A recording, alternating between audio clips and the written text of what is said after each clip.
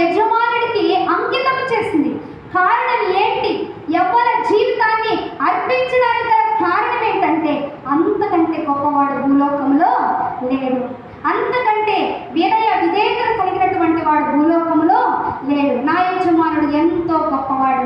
ఆ యజమానుడికి పరిచర్య చేసిన చాలు నా జన్మ ధన్యమైపోతుంది అనుకోండి. హల్లెలూయా, హల్లెలూయా. దేవుని బిడ్డలారా, తన జీవితంలో తన యజమానుడికి భారీగా కాదు కానీ ఉపపత్తిగా అనగా పని మనిషిగా ఉండడానికైనా కూడా ఇష్టపడింది.